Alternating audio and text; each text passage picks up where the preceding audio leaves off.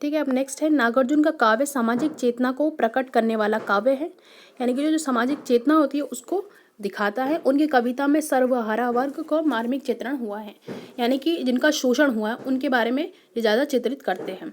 नागार्जुन की दृष्टि में देश और जनता का हित सर्वोपरि है, यानी कि देश और जनता सबसे पहले है।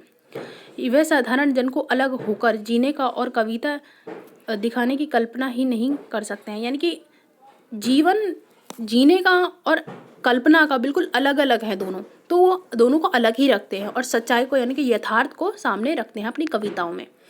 निर्धन शोषित समाज उनकी रचना का केंद्र बिंदु है, यानी कि जो निर्धन और जो शोषित समाज है उनका केंद्र बिंदु है कि वो उन पर काव्य लिखते हैं। वे अपनी कविताओं के माध्यम से देश के बिगड़ते माहौल और उसके कारणों से पड़ताल करते हैं। ठीक है, यानी कि जो देश में जो भी चीज़ें हो रही हैं, जो भी माहौल है, ठीक है, वो अपनी कविताओं के माध्यम से उसके बारे में बताते हैं। उनकी कविताएं जन जन की मुक्ति, उनके संघर्ष, उनकी सुविधाएं असुविधाएं, उनकी जीवन पद्धति आदि की संवाहिका हैं। जब उनकी कविताओं में आक्रोश है जो उन्हें जन कवि बनाता है।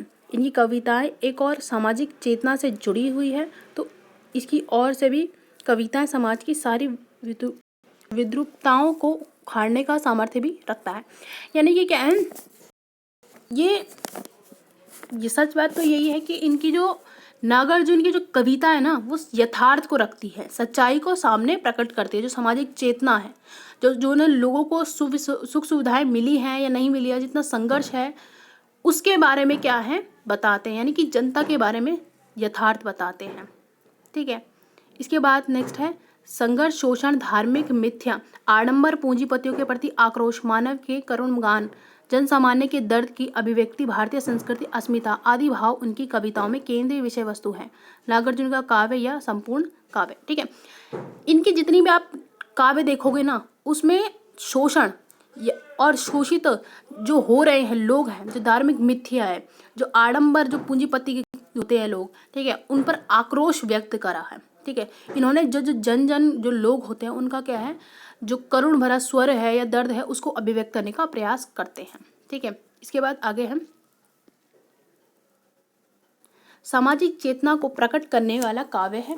उनके काव्य में समाज के जीवन, परिवेश और चित्रण हुआ है, यानी कि समाज के जो जीवन है उसके बारे में इन्होंने चित्रण किया है। उनकी कविता में संवेदना के विविध धरातल पर जय पराजय, आशा निराशा, आकांक्षा, संघर्ष, विद्रोह, क्रांति की प्रवृत्ति आदि विविध रूपों में मिलते हैं। यानी कि इनकी जितनी भी कविता हमें देखने को मिलती है उसमें कहीं ना कहीं जो है जन भावना को रखा गया है।